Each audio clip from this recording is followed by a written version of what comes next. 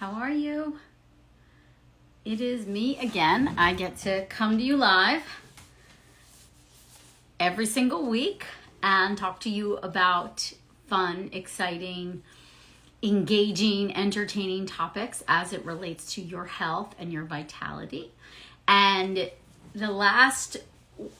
usually I'm live on Thursdays. The last Thursday of every month, I typically do a book club. Today is a Wednesday because tomorrow I have plans with my high school girlfriends and we are doing a night away together. It's not often that all of us get to be in the same state at the same time. So I am doing my live on Wednesday instead of Thursday this week. And I'm going live on Instagram and on TikTok. TikTok, this is my, it's brand new that I come live to you guys. So I'm starting to share my lives. I always shared them on Instagram and we're shifting from Facebook to TikTok. And so TikTok and everybody on Instagram and on TikTok, I have so many new followers on TikTok. TikTok just crashed on me. That's amazing. I'm going to try one more time, see if it'll work. Otherwise, I will just skip it and we will just be live here. But it crashed on me right before I came live, which is why I was late. And let's see if it... There's a lot of hope in it. You're losing hope in a situation. Does it again. Give me a second. I'm just going to decide to tell it I'm going live. And I'm going to resume the live. Let's see. It paused. I don't know if it really paused. Anyway, I am Aimee Raupp of AimeeRaupp.com, and I am a women's health and fertility expert. I am the author of several books. This one came out, I think, in 2018, I think. And it was the book I wrote after I wrote Yes, You Can Get Pregnant. So my very first book is called Chill Out and Get Healthy. Then I wrote Yes, You Can Get Pregnant in 2014. Then I wrote Body Belief in 2017, 2018, we'll call it. And then my latest book is called The Egg Quality Diet, which came out last year. And you will see, many of you have read all of my books. The books do build upon themselves. The general theme and message is the same. This book was really born out of my research and dedication to helping women get and stay pregnant, to writing Yes, You Can Get Pregnant, when I discovered that most fertility challenges are actually undiagnosed and or mismanaged immune system, autoimmune conditions. And so Body Belief became my autoimmune book. And so many of you tuning in are following me because you want advice on getting and staying pregnant. So don't go because this is about autoimmunity, because it does have a lot to do with fertility. And you will also see a lot of correlations in the Body Belief diet and lifestyle recommendations that you'll see in Yes, You Can Get Pregnant, but you also really clearly see in the Egg Quality Diet. The Egg Quality Diet was when I started implementing the Body Belief protocol in my clinic. And I started to see women with really long-standing fertility challenges or autoimmune conditions or endometriosis, which is an inflammatory condition. I started to see them get pregnant after years of nothing working. And so this protocol really does support women on their path to motherhood. But also women that are just looking to improve their health and figure out why the hell they feel so crappy. So TikTok, the first 2 episodes are on Instagram. If you guys want to follow me over there, you'll see it's entitled Autoimmune Book Club Episode 1 and Autoimmune Book Club Episode 2. They happened last month and the month prior, where I do the introduction to Body Belief and I went into chapter 1. And today we are going to get into chapter 2, which is one of my favorite chapters. And a lot of people think, does this have anything to do with healing or with autoimmunity or with getting and staying pregnant? And I'm going to say, fuck yeah, it does. Okay, so you're ready to hear about today's conversation. Belief is key. That's the title of this chapter. And that's why I said it so...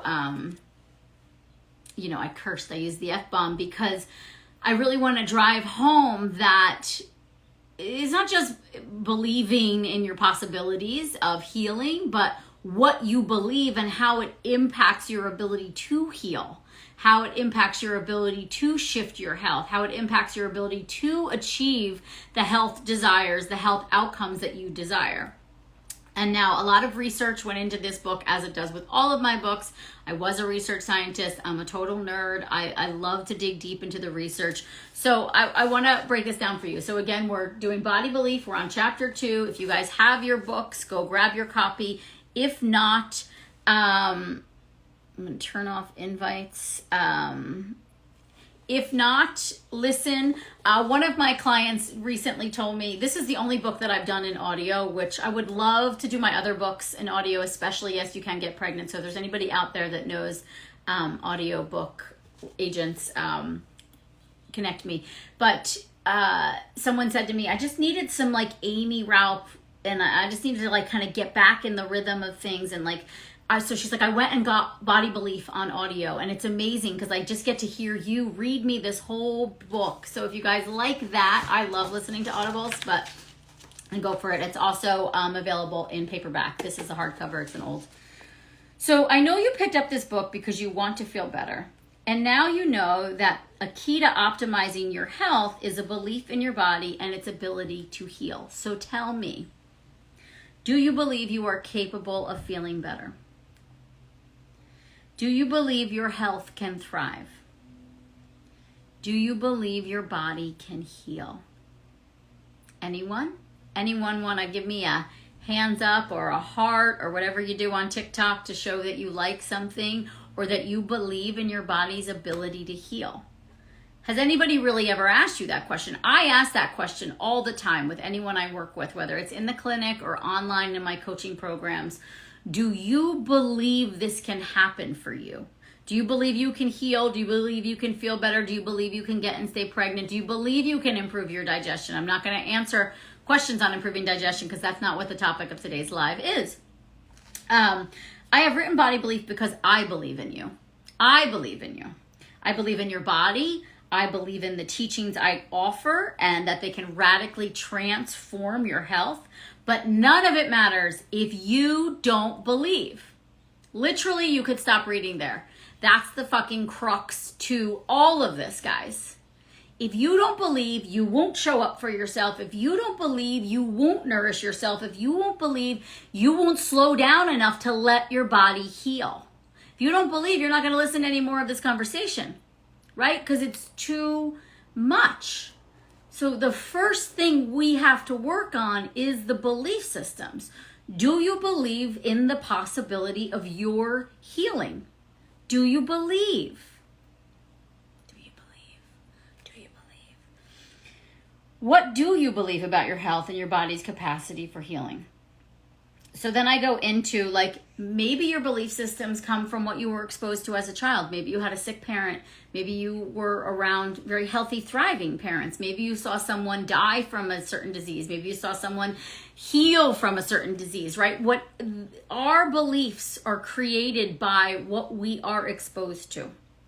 As my spiritual teacher says, a belief is just a thought you keep thinking. You think it into reality.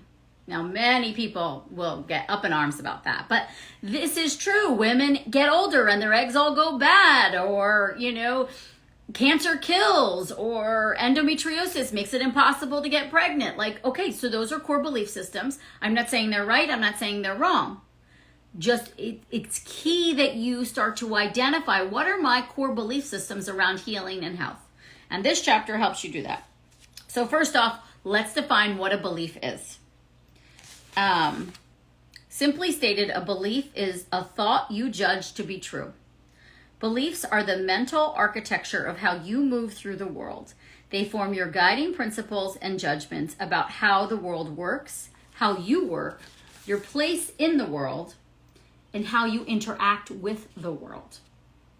The beliefs, judgments, and thoughts you believe to be true propel you forward or hold you back. Life is just the story you tell yourself. That's what one of my very first coaches ever said to me. It was her tagline in her emails. And it was really hard for me to wrap my head around it first, because I remember at the time I was writing my first book, and I hired her to help me just kind of stay organized and really like tap into my truth, right? And then during that time frame, my dad gets diagnosed with the stage 4 cancer, and he's going to die. And he was my best friend. It was tragic. I was 30, I don't know, in my early 30s. And I was beside myself. And, I would read her tagline every time I emailed her, and it was always, life is the story you tell yourself. And I was like, I didn't create this damn story. I don't want my dad to die. I didn't want him to have a stage 4 cancer. Like, F you, But what I eventually learned was life is the story you tell yourself. So, okay, shit happens. Like, I'm always where I'm supposed to be, even if I don't love it. But how am I responding to that environment versus how am I reacting to that environment? Two really different things to think about. And so no one here is, or I'm definitely not saying you're to blame for where your life is, where your health is, where your fertility journey is. But it's more about what are we doing with that information? How are we choosing to live our life based on that information? Are we letting it shut us down, or are we letting it propel us forward? What are we letting it do to us versus what are we doing because of it? Two very different sides of the coin. So here are 3 main ways your beliefs dictate your life. Number 1, your beliefs dictate your behavior, and your behavior dictates your health. So if you believe you'll never heal, if you believe you can never manage whatever disease you've been diagnosed with, if you believe that a woman your age can't lower her FSH or can't get pregnant or can't heal her autoimmune condition, or you don't believe healing is possible because you never saw it, or you believe healing is possible because you've seen it, right? There's a reason, from a fertility perspective, there's a reason I do stories of hope every single month, because you guys identify with yourself in those stories. And then you say, oh, she can do it, I can do it, right? Instead of all the stories on the forums that are like, oh, I tried this and it didn't work. I tried this and it didn't work. I'm this age and my FSH is this and it's not working. Or I was diagnosed with this autoimmune condition and nothing's working, right? I want to show you the other side of the coin. There are possibilities. So what you believe dictates your behavior, and your behavior dictates your health.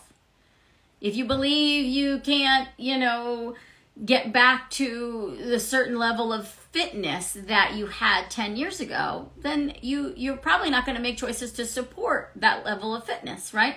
So thinking about that, just thinking about, oh, I can't improve my egg quality because my doctor says I never could. Oh, I can't regulate my immune system because I have all these autoimmune conditions, right? So then you're not going to see evidence of things that you could do. You actually, what happens is your beliefs dictate your behavior dictates your health, but your beliefs also dictate what you start to see in society. You won't be drawn to a book like this because you don't believe in it. But, and I'm not asking you to full on buy into it. I'm not, and it's not a buy into, it's literally based in science, but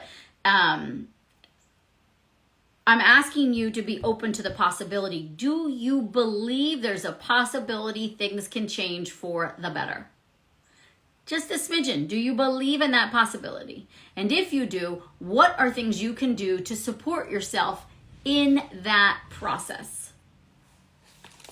So anyway, I go into all these things. You guys can read about this, but if you're like most people, you're not consciously aware of your repetitive thoughts and beliefs. Most of you don't even realize how often you say your health beliefs and your personal philosophies out loud in casual settings. Think social gatherings, dinners, parties, girls' night out, break rooms at work, mommy groups. Have you heard yourself saying things like, I'm always sick? Or, I'm going to get diabetes, everyone in my family has it. Or, cancer runs in my family, it's inevitable. My dad gave me this gene for heart attacks. I have my mother's knees. I'll need a replacement soon. Whatever it is, I'm sure you have some type of ingrained belief about your health. I'm sure you think them outwardly. I'm sure you think them and outwardly share them with others. Know that they are shifting your life and your health because these beliefs are affecting your brain, your body, and your daily behaviors. So your thoughts are part of your illness and your wellness. I think that's another really good challenge to do with yourself in a day. Listen to your thoughts. So much of this book, Pillar 1 in this book, is about reconnecting, which we will get to in the coming book club episodes. But one of the things I encourage all readers and anybody who works with me, anywhere, anybody who listens to me here and just engages me and all the free service I give to my community on a weekly basis. Are you listening to the thoughts you think? Are you listening to your story and how you tell it? And then one step further, ask yourself, does this story, does this belief support my wellness or my illness? Does this belief support my possibilities and my dreams? Or does it support my fears and my doubts? You can have a little bit of both. You're human. I'm not speaking of, I want you to have perfect beliefs and that leads to perfect health and that leads to all your dreams coming true. That's bullshit too. So anybody who tells you that, get them out of your life. You're human. You're allowed to have not so good beliefs and some good beliefs. Just noticing them, questioning them. That's all I want you to start to do. How does this support me on my path to wellness? How does this support me on my path to my dreams coming true? So number 2, so these are the ways your beliefs can hold you back or propel you forward. Your beliefs affect the chemicals in your brain and how your body functions. Now this is where the fun science comes in. Plain and simple, your beliefs affect the functioning of the trillions of cells in your body. Yes, take that in. I already touched upon this, but I'll go over it again. Your thoughts trigger chemical messengers in your brain, which in turn trigger your cells to take action. To really understand how this works, we're going to revisit a concept that we all learned in high school biology, fight or flight. This response is something that all animals have, including us, and it's triggered when we're faced with a predator or something that questions our safety. So in a situation like that, we have 2 choices. We can fight or we can run, right? Fight or flight. So human animals have the same response, and it can be triggered by everyday life. It can be triggered by your thoughts.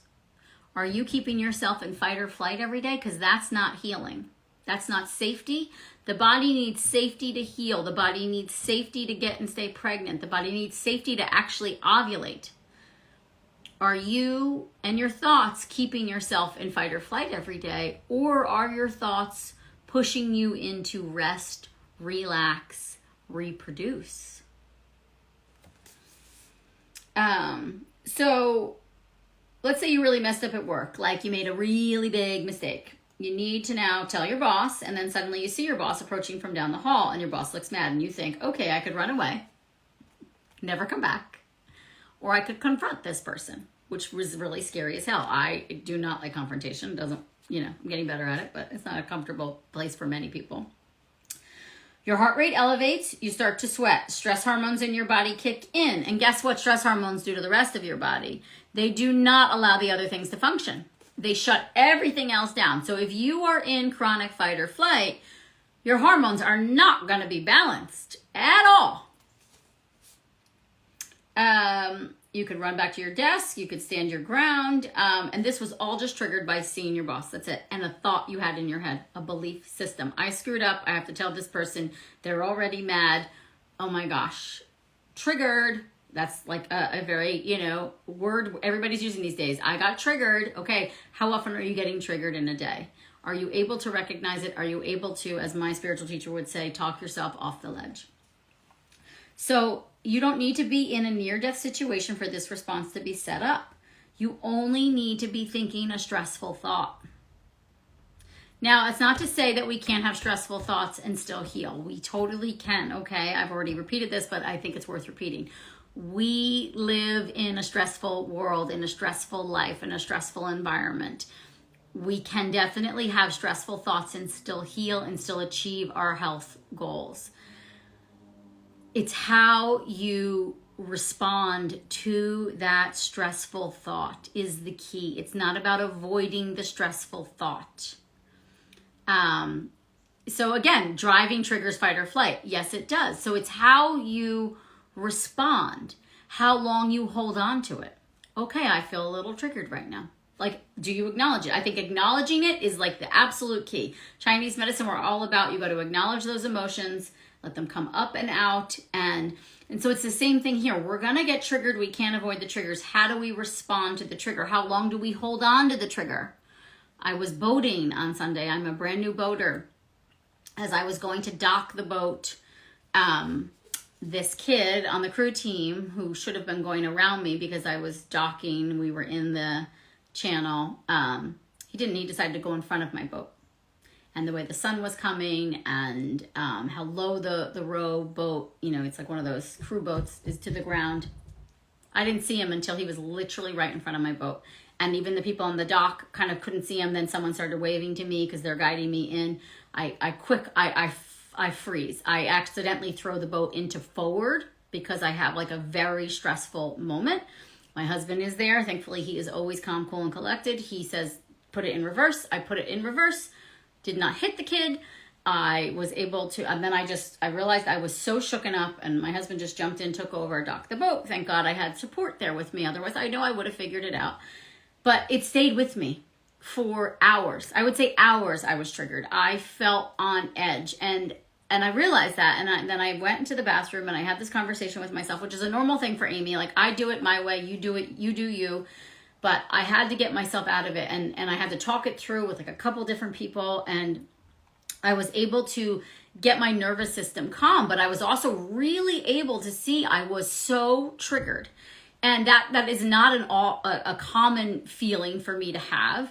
And when I have it, it takes over my whole body. We all can relate. We all know what that feels like. Like, I was like shaking, I was sweating, I was scared. I was running through it in my head 100 times. And I was able to get myself down. So is that one stressful environment, that one triggering event going to impact my health for the rest of my life? No. But had I stayed there for longer, had I carried the story on over and over, the next time I get on the boat, am I going to be a little more hyper alert, maybe a little bit more fight and flight than rest and relax? Sure. But that's learning a new thing. That's just going to take time. But what I'm going to do is surround myself with support. I'm going to share. I'm going to ask for guidance and help. And, I'm going to use my community. I'm going to use my resources to get myself into a calmer, more zen state. So that's it. It's more about how you react and how long you hold on to it. It's not about avoiding the triggers because they're going to happen. Okay? Really important piece to take away here.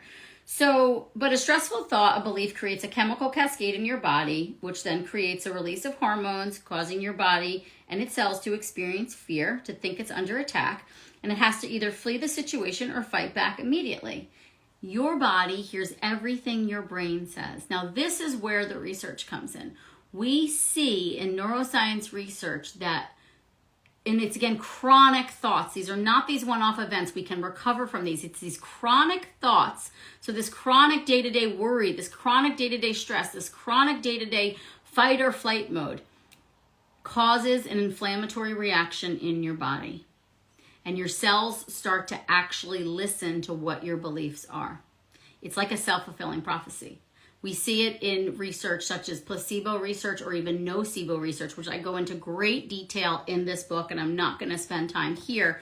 But findings published in the Indian Journal of Psychiatry found that our beliefs and our thoughts are neurotransmitters. What this means is that our beliefs create chemical messengers in our brain that communicate information throughout our brain and our body, affecting every aspect of our functioning, including our blood pressure, our immune response, our sleep, and our digestion. Yes, take that in. Your body hears everything your brain says. In another study, scientists found that cognitive beliefs could be as potent as pharmacological interventions in terms of modifying biophysical processes in the brain and changing behavior. This last study is proof of what is known as the placebo effect. So which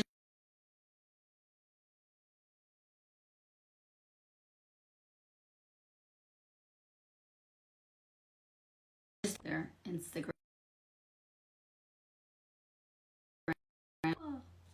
Let's see. Am I back? Instagram? Am I good? There was like a flashing light on my Instagram. So basically, like, Placebo effect goes well beyond the sugar pill the patient is taking. Placebo effect is everything that surrounds that pill, the interaction between the patient, doctor, or nurse. It's the symbols, it's the rituals. These are powerful forces. So to take that all in, that, you know, our beliefs are dictating our neurochemistry. And then there's a lot more data and research that I go into. But number 3 about beliefs that I think is the biggest takeaway that I want us all to really hold on to is your beliefs are changeable. Your beliefs are changeable. This is the best part about your beliefs. So just like my boating incident, right? So I could have taken that away. I'm a terrible boater. I'll never boat again. I put my family in danger. I put this kid in danger. I totally screwed up. My ego was bruised because I screwed up at the dock. I couldn't dock the boat. I felt like people were laughing at me, making fun of me, brought up all my old insecurities back from when I was a teenager, right? Like all the things. I got completely triggered. And I could have taken that to the next level. I could have just shut down. I'm never going to boat again. That's it. I suck at boating. I'll never do it again. I'm a shitty boater. I put people in danger. I'm not safe. I'm a menace to every other boater out there, right? I could have gone down that huge rabbit hole. And instead, I spent time there, and then I really kind of like looked at the data. I looked at the situation. I asked other people. I listened. I called in more support. I talked to my community. I kind of hashed it out. And as my spiritual teacher said, I talked myself off the ledge. And I realized I'm human. I made a mistake. I couldn't see this kid. He was not in the right there, you know, and not to make blame. I'm not saying we go and blame other people, but like I was able to shift my beliefs from I'm a terrible boater, I put my family in danger, to this was a valid mistake that was made on the water, and these things happen all the time. I'm so grateful that I had my husband right there who's a great support system. I'm grateful I had the people on the dock there that were also supporting me. I'm grateful I had the instincts I had, right? And I turned it all around to realize that was a really stressful environment, and I survived it, and I will again. And it's actually going to make me a better boater, not a worse boater. Right? So what are you choosing to do with those beliefs? So your beliefs are changeable. They're malleable. Are you open to the possibility of changing them and shifting them? Right? You can change your beliefs by choosing to do so. It can be that simple. What you believe is nothing more than an agreement you have made with yourself about your reality. So to change it, all you have to do is change that agreement. What you believe is nothing more than an agreement you have made with yourself about your reality. So if you've agreed with yourself that you can't heal, if you agreed with yourself that what you want to pursue or get is impossible, or that you're not worthy of all that you desire, then you've believed that into the reality. You've agreed, and now you're going to see proof of that everywhere. The other possibility is I can change that agreement. All you actually have to do is just say to yourself, are you open to the possibility of it being different than what you actually think right now? Are you open to the possibility of it being different? That's it. That's all that requires the belief to shift. So how do we begin shifting our beliefs? So first we must identify what you believe. What do you believe about your health? The greatest weapon against stress is our ability to choose one thought over another. The greatest weapon against stress is our ability to choose one thought over another. William James, Harvard MD, said that. Okay, so now that you are ready for healing, you need to assess what your beliefs are based on how you feel on a daily basis. So what I do next is I share what I think and what I've seen clinically, 20 years of clinical experience, and obviously a lot of research into this book, what the most common 4 basic limiting health beliefs are. So just see if you identify with any of these. I am my illness. So what I mean is that people who define themselves by their illness. I have X. I remember when my dad got diagnosed with cancer, he used to say, I have cancer, but cancer doesn't have me. He got it from a commercial. It wasn't his, but it was great. I have cancer, cancer doesn't have me. I'm dealing with autoimmune challenges, but they don't have me, but I'm figuring it out. I am dealing with fertility challenges, and I'm figuring it out. My hormones are imbalanced right now, and I'm doing my best to figure it out. Versus, I have infertility, and infertility has me. I have autoimmune diseases, and autoimmune diseases have me. Again, no one's to blame. I'm just asking you, where are your thoughts? Are you your illness? Are you letting it define you? Or are you open to the possibility that you could heal? Another common belief, nobody feels that good. This is another extremely common core belief. Many of you go through life believing things like this is as good as it gets, or no one really feels good. Suffering is normal.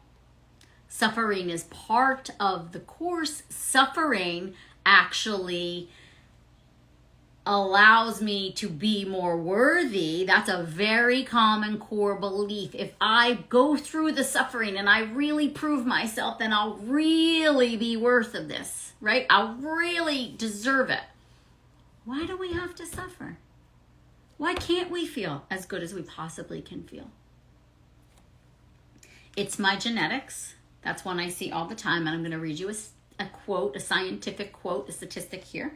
Another belief that almost everyone has is that they are destined to get sick because it's hereditary. Does the following statement resonate with you? My mom, dad, grandmother, grandfather had blank, so I will get it. This is old-fashioned thinking.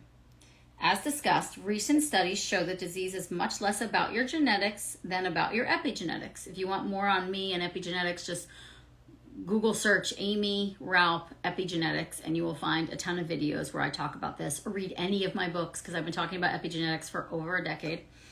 The science of epigenetics completely disproves this type of default, it's my genetics thinking.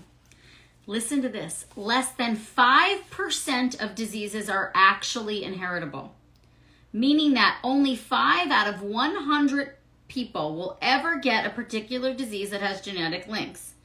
Instead, your beliefs and your epigenetics, which is how you live your life, which stress impacts your epigenetics, so beliefs can impact your epigenetics, decides whether those genes for that ailment turn on or turn off. Your beliefs dictate your behavior dictates your health, your beliefs dictate your neurochemistry dictates your health. It is not your genetics, my loves. There are things you can do to not show up, but it is not your genetics. You are not destined or doomed. You have power here. You have power here.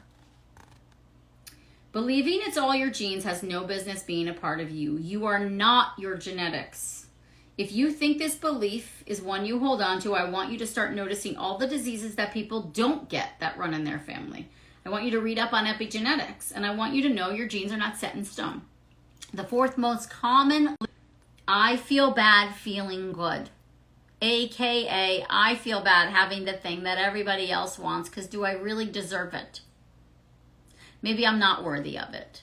If everybody else is having a hard time, so I don't deserve anything better, or I'm not worth it. Oh, my self-sabotaging sweeties. I like that in this book. This belief means that you feel unworthy of feeling better, so you hold yourself back by making lifestyle choices that don't support your health. This type of thinking will absolutely keep you from allowing wellness to fully be yours. For most, worthiness issues are part of the story, whether it's health or career or relationships. If you see yourself in this statement, know that you are not alone. We will fully address this belief and how to rework it in the rest of the book. But for now, I want you to start saying to yourself, I'm allowed to feel better. I'm worthy of all my dreams coming true. I'm open to the possibility of things being different for me. And that's where I will end it. So this is chapter 2 of Body Belief. If this resonates with you at all, go and get a copy of this book. You can find this book and all my other books on my website, aimeeraupp.com/books. If you have read this book and you love this book or any of my other books, go on Amazon and leave a review. The review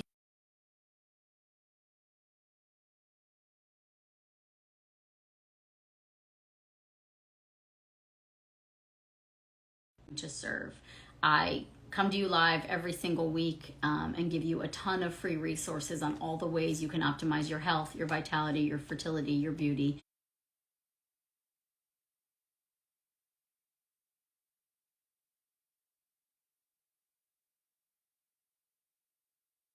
And leaving reviews for my books is one of the best ways you can say thank you to me. So You're welcome. And I will continue to be of service and offer as much free support as I possibly can. And of course, all my paid programs as well are great ways for you to go deeper with me and my team. But leaving reviews is just a great way to support me and say thank you to me for all the support that I give all of you. So with that, I'm going to go. Have a beautiful day. And yeah, this is I think it's a beautiful book. I'm very proud of it. And doesn't get as much attention. It's like Chill Out and Get Healthy because it's not a fertility related book, and I've become known as the fertility detective. But know that this book was a huge growth for me in my understanding of how to treat fertility challenges even more effectively than I already was. Okay. Ciao for now. Have a beautiful day, everyone. Let me see. How do I end this on? Oh, there we go. TikTok and now Instagram. I'll see you guys later. Thank you, thank you, thank you.